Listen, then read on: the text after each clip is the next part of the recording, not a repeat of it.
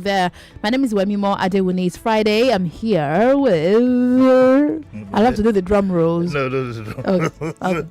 Morning, I'm Jimi. Disu. Good morning, everybody. Good morning. We have the papers ready. We hope you are also ready to join us. Again, you can leave your comment on the live feed. You can go to Twitter at Nigeria Info FM. Use the hashtag Nigeria Info MCF. Reactions continue to trail fake clergy's presence. There's a headline here in the Vanguard. Shatima is unveiling Tinubu adamant as reactions trail fake clergy's presence. Let me read some of the riders. There are quite many. We did not hire clerics, says party source. I did not invite fake Christian clerics, says Tinubu. Says upcoming bishops attended the event. I was at home in Calabar, never in Abuja, says Apostle Ubi. Adds that I haven't been to Abuja in the last 3 months. God will judge them for putting my name on the list. Disclose identities of bishops, reverend fathers, and others at unveiling ceremony, Christian body tells APC. Khan warns APC politicians to stop impersonation. APC members in Kaduna quit party over Muslim ticket. Those are some of the riders. Yes, thank you very much. It's unfortunate that the campaign organization are insistent on something that is quite apparent. The list of it being that in the list of those who attended, you put the name of somebody who's Apostle Ubi, who says that he wasn't at the event. A, B, he hasn't even been to Abuja for about 2-3 months. And has even cursed anybody. Says God will judge them for putting my name on the list. Let me read what it says here. Mr. Bayo Onuga, who's the spokesperson of the Tinubu campaign, says that the event was an open affair which allowed members of the public to attend, including the clergymen and others now being derided by hirelings of the opposition. And he says we want to say that those clergymen were not fake mechanics or yam sellers, as the purveyors would want people to believe. They are not big names in Christendom, yet they are gradually building up their missions. They are church members who genuinely believe that Nigerians must eschew, and it goes on and on and on. And it therefore deplores the hysterical twisting of the presence. So much saying here for something.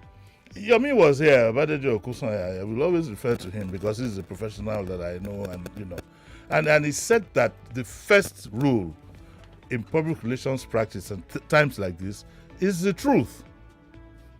It's to manage the truth, but it's the truth.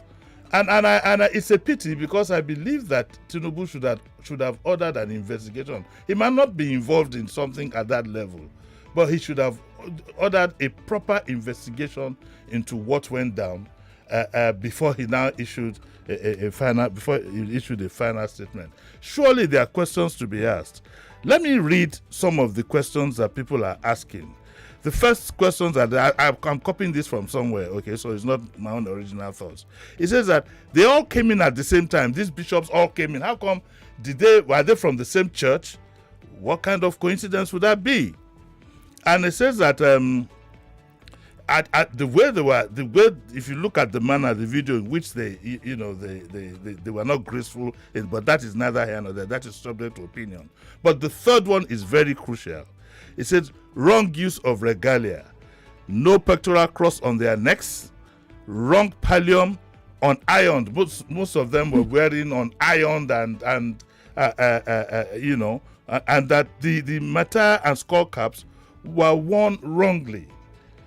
Okay, and it says that they all left at the same time and all headed, and I saw that video, in one direction, and this person cracked up to say as if they were going to share something. Of course, some story came up about them being promised this and that. We don't know, They refused to be interviewed by journalists. Yes, we saw that. One or two of them were using bags to cover their faces from the camera. I mean, the man of God wouldn't do that. The bishop attended an event and so on and so forth. Those in suit had no Bibles or collars. Well, and then of course they had for effect that they all appeared stressed and distressed, and all 30 of them were no men of God. I think that the Tinubu campaign needs to be very careful that they are not finally accused of desecrating the Christian religion. Like I said, it was probably I still maintain, I would refuse to think that a man who aspires to be president at that level would have knowledge of a thing like this, because if that were to be true, then of course your guess is as good as mine. Okay, my advice is to let these things, this Muslim ticket, you've made up your minds about it, nobody can change it. Start talking about other things. You do not, like Yomi said, the world has gone beyond spinning. You could spin these things in the past when there was no social media. Go to the social media and see the video evidence that you have there. One was even almost trailed on an Okada. Yes. Someone was practically following. Someone was actually following and him. Filming. And filming as he was going. Some of them were in a corner and took off their, I don't know whether to call it cassock.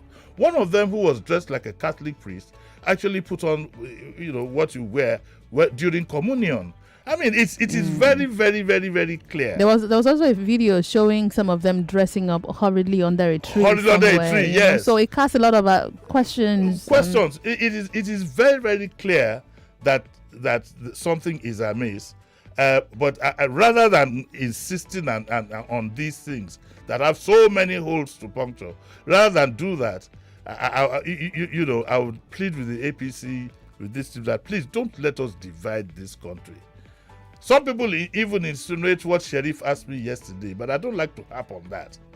That what if it was the other way around and they were dressed as imams and so on and so forth? Where would we be? I don't want to go that path. And someone already raised a few of those questions this morning. Don't let us divide this country because somebody wants to be president. It is very, very important. I remember Jonathan saying, and that's why the man, in spite of his performance that I didn't quite like, the path of honor that he told at crucial times, holds him in good stead in my eyes. When he admitted very quickly, and when he said that my presidency is not worth any life being lost. This is the kind of thing we expect from our leaders across the board. And I hope that the APC will let this thing rest now. Yes, sorry. Okay. Do you want us to move on to the next one? Yeah, okay. Yes. So this is also a big story for this morning. Everyone's been talking about this practically through today. The Vanguard has a report. Terrorist attacks. Federal government molds nationwide ban on motorcycles mining activities. Says that the lack of will to act on intelligence caused Kuje prison attack. Strengthens land border to prevent arms smuggling. A lot of it was a meeting yesterday. The president was also there. Now, if you say it's a lack of intelligence that caused the Kuje prisons, then apparently the first victim, the first person, the first item we're going to point out in this security problem that we have is intelligence. Intelligence meaning that you know what's going on, you know what's coming. Yeah. Okay? So, I'm not... things like this, one has to be very careful, because at federal government level, at presidency level, they have far more information than any other person would say that would make them think that, oh, okay, maybe we should be banning motorcycles. But like a caller said this morning with Wemimo, instead of banning motorcycles completely and throwing people into the employment, whatever, and creating transport difficulties, why don't we try and manage this thing in some areas and in some cities? I remember as far back as 1981, my first trip to Calabar, they were called Allah then, the only form of transport, major form of transport, was this motorbike. So why don't we do something? Why don't we, for example, look at adopting keke as a third tier? And then, because keke, they're easier to, they don't run that much, they're easy to identify. Then, for example, in Lagos, I keep saying it, we just need to be ingenious. In Lagos, you can say, okay, all kekes that are going to run on Lagos Island can run in these areas and they will be colored blue. All kekes that are going to run in Surulere and they should be restricted to that area are going to be yellow and stuff like that. You put them under some kind of control rather than nationwide. It's okay in Lagos. We had to harp on the governor, to get Okada off the roads. Not so much because of the nuisance that they created, but because of security. And to be honest with you, I don't think anybody would disagree if one says that they look like a standing army. But then, when it comes to security, like I said, those who make these decisions, they have far more information than you know they want to give. The other issue, which I hope they harped on at their security meeting, is that of morale, the morale of the foot soldiers, and therein comes this still lopsided, top heavy, security whatever. That makes one area of the country dominant over the other in that arrangement. It's a disincentive to the boys down the line. We need to look at that. We need to look at the elements of corruption. Every day you find some top general on trial on this, on that. It shows you that at the top, there are too many fingers and too many toes in the cookie jar. And the government would also have to look at this. But all said and done, we're even glad that they had a meeting anyway. Yeah. I mean, after so, we're glad that they had a meeting. That of mining activities, I must say, I don't know what that has got to do. Like, are we going to ban? Oh, yeah, well, there's a link. That. There's a link, actually. Tell me. Okay, so, most of the mining, so I served in a place like Zamfara. Okay. So you find that a lot of, just like you have young people living, maybe handwork in the south here and going into Okada. Yes. There you find people trying to go mine, right? So there's a road, they're trying to mine for gold. So in those areas, because there's a young population of youth, it's easy to recruit some of those young people into terrorism. So you stop mining. So that's the point. You can't stop mining. That's what I'm driving at. Like, stopping mining doesn't. What does that solve? That's why. What does that solve? Okada, in terms of mobility, I would defer, but I don't know how stopping mining. Why don't you regulate these things? The problem we have is that we have a problem enforcing the law, and that's because a lot of the law enforcement agencies themselves, in the first instance, have been compromised, looking at what's going on at the top.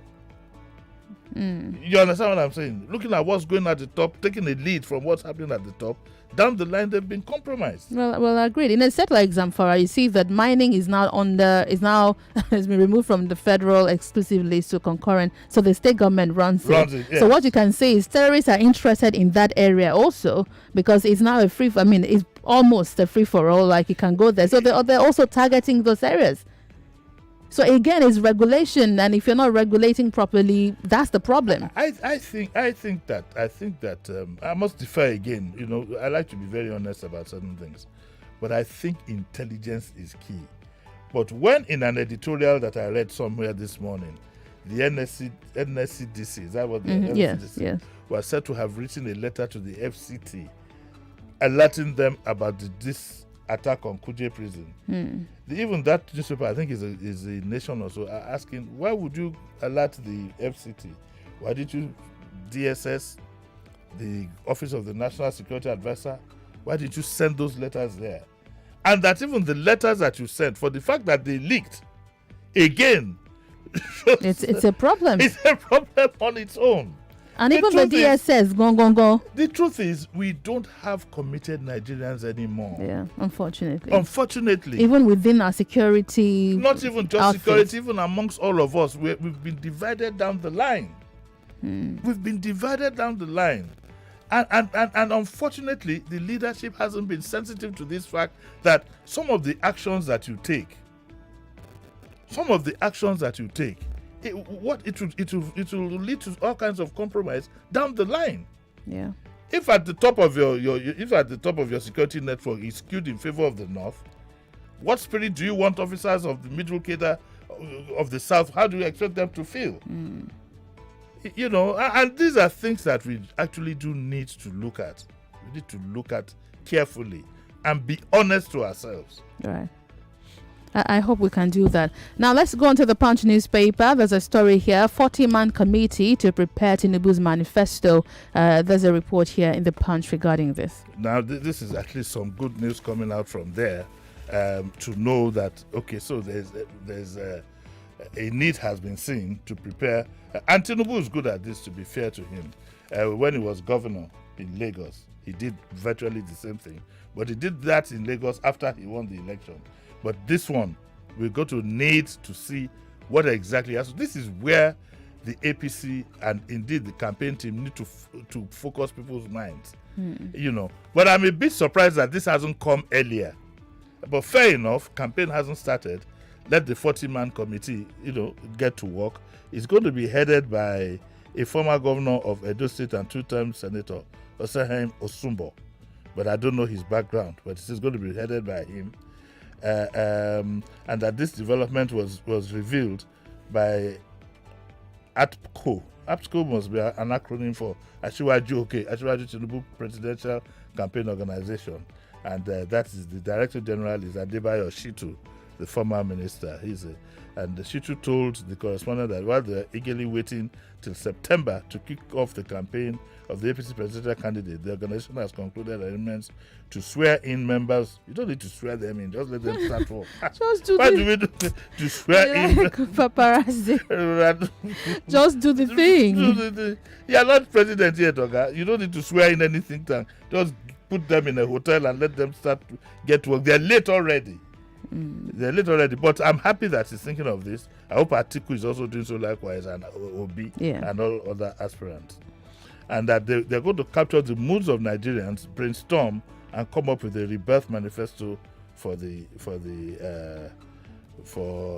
Tinubu. They'll be inaugurated on Wednesday, and that all things being equal, the team will interview Nigerians, brainstorm, and come up. Are they going to do all this before September? They can. And I'm still wondering why. It's quite unlike him. If all his life he had an ambition to be president, well, not everybody is Awolowo. Unfortunately, not everybody is Awolowo. But I'm sure that, and I hope that he has his own thoughts anyway, that will take care of all the initial gaffe about Agbado and corn and all these things. We look forward to seeing that manifesto. And for all the other candidates too. It's very important. So we can take away our minds from Christian. It's done. If I were you, I won't bother. I've been seeing all kinds of articles. Articles will not take care of people's concern. I don't know why people waste their time. Well, it's not particularly a waste of time. They still have to talk about it. Yeah, no, what the articles talk about is, there's competence. When you talk about competence, you insult other people. Don't go along that route at all. Don't talk about competence. Talk about preference. Don't use that word competence. Because when you use the word competence, are you saying that there's no Southern Christian, no Northern Christian that could be vice president? So don't use the word competence. Use the word preference. You mean don't say that it was based on competence? Don't say it was based on competence. Okay. Now no, it was preference. And it's within your rights.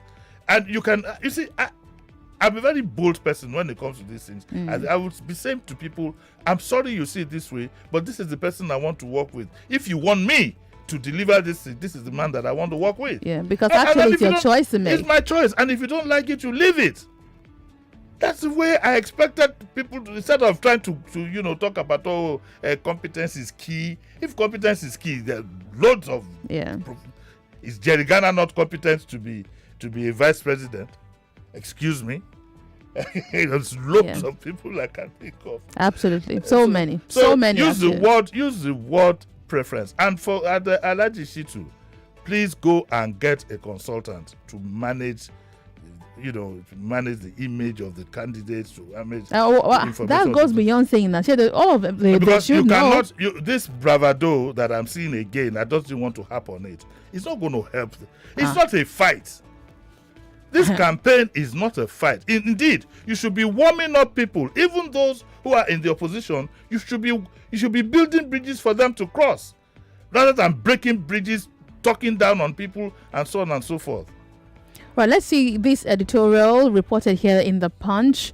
Sri Lanka's uprising holds lessons for Nigeria. I mean, that goes beyond saying. It's so clear, it's as clear as day.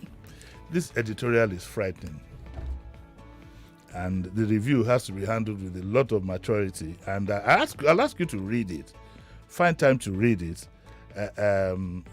Find time to read it, because there's some kind of nexus, there's some kind of relation between what happens in Sri Lanka and what is happening here. Let me read what the Punch says in the third paragraph. It says, pushed to desperation by economic deprivation, which we are, a corrupt and incompetent government, and with their rights suppressed and unable to freely effect change through the ballot box, Sri Lankans have responded with mass protests since April overrun public buildings, including the sprawling presidential palace in Colombo. You remember yesterday, I had to advise Alhaji Lai Mohammed to say to him, look, you should be lucky that the NLC are leading this protest. Once you have a lead, it's easier to manage. But in case you don't know, sir, the feelings of the people now is such that we should be glad that the NLC will be leading this. And why don't you look into the issues raised and try to resolve them before the strike actually takes place? That's my own 10 kobo. And it says that, so it talks about how they force the ouster and so on and so forth. Now, this paragraph, you want to listen to this one. All the ruinous policies that bankrupted Sri Lanka are multiplied in Nigeria. Printing money recklessly, borrowing without method, spending less on people, investment and capital, mismanaging the foreign exchange market, running a rentier system driven by cronyism, sectionalism, and incoherence. Nigeria now adds religion to the mix, where sectarian considerations interfere with economic decisions. Corruption thrives. And like Sri Lanka, where one family, 4 Rajapaksa, Wemimo, this thing is so hard. Yeah, Rajapaksa. I got it right. Yeah, Rajapaksa. 4 Rajapaksa brothers held the country's most important public offices. Their cronies and retired and 7 military officers engaged in naked nepotism, corruption, and incompetence.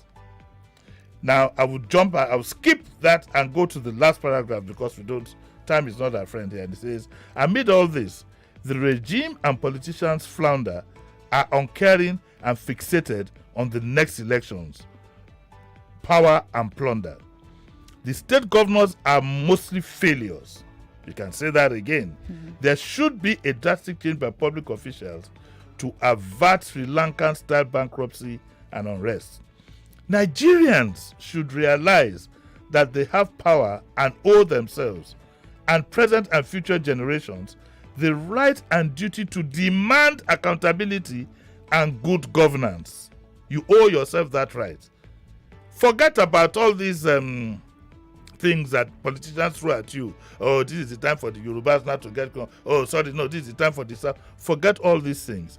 You have the power. You first of all must demand accountability and good governance. And those who want to run this country in 2023 must show evidence of accountability and good governance.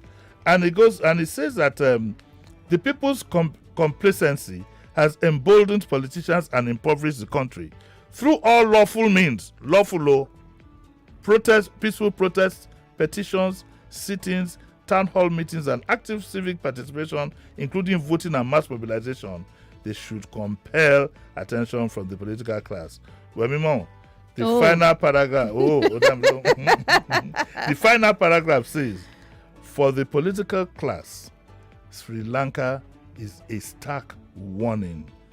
One day, the famed patience of Nigerians, not patience, the famed of Nigerians may run out. I wonder what you think about it. Well, I think Nigerians, I posted on Twitter, I think last week, that I believe the Nigerians are an unlimited edition. We never get pushed to the wall. It's like every time Nigerians are pushed to the wall and you think, oh, this is it. Maybe they'll finally begin to ask all the tough questions and demand. Now everybody just, once you get to the wall, there's always a corner. So we just, you reckon? Just keep going. You reckon? Did you see the video of these Sri Lankans overriding the president? Yes. I had goosebumps watching that video. Reading this in itself, it gives me. And right now, Nigeria's debt servicing is more than our revenue. So we are totally in for it. So help us God. Let's see if we can squeeze in one more quickly in about a minute before we go. Mike Tyson says his death is coming really soon. He says he looked at himself in the mirror. I quickly scanned through, looked at his face. You know, I saw an interview he granted a few days ago. You know, he had been to prison and come out. His perspective to life has changed. He said the most peaceful time he had was in prison. He finally understood that money would not give you the peace of mind and the happiness. In fact, he said something in that interview. He said he thinks that God punishes you by giving you everything you want, so that you can realize that that's not it. The Yorubas have this philosophical attitude. They call it bekun bekun. That if you're filled up to a point, you begin to look for things that could make you disgorge what you have. Yeah. And that's what you see. People stamping on money, overeating at parties, over drinking. That overeating I can't make out like the spending. Most people, evidence, you can see evidence that they can't, what they're even wearing, they can't afford it, and so on and so forth. That's why we brought this story, to tickle us a bit and let us know that vanity, now, with all the money he made, he's not a happy man. And for saying that he will soon die, it means that he's probably suicidal. Possibly. It'll be sad if he decides to take his own life.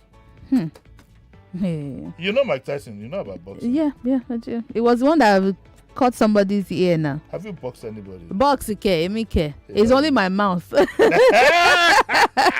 So, okay, I didn't know. I used to keep a safe distance from you. No. I'm not a violent person. I thought you were a gbasgbos person. No. You're not gbasgbos. No. But your mouth is very sharp. My mouth will deal with you, yes. Yes, your mouth is very sharp. I agree. Even me, I can't deny that. We need to go now. On this agreement note, the minister will be back at 9 with Daily Digest. So we have a lot of comments. We run out of time. After the break, let's bring you the news. And after that, let's look at the biggest stories that Nigeria talked about this week on Hot Takes. My name is Wemimo Adewuni. Here's Jimi Disu. I'm Jimi Disu.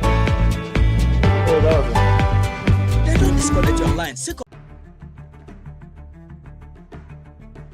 And I want to assume that you would run because I want to give the listeners context for the conversation. In 2019, you were running mate to Atiku Abubakar. What did you learn then that you will not repeat this time? Yes, when is the president coming out to address us? There's a few things. One, I have a burden and a passion for young people. The fact that you have elected a man does not mean then you begin to order him around. The president will do whatever is good for the country at any given time. Mr. Adeshino, isn't the president responsible to the people? What should the next president do to root out stakeholders who are complicit? You fire those. Those that need to be fired are fired. It's looking like a brand new Chelsea, attacking with so much fluidity. And what can you say about that, Martin? I know you follow Chelsea quite closely. I live close to the Chelsea training ground. That's what you mean by that. I'm not.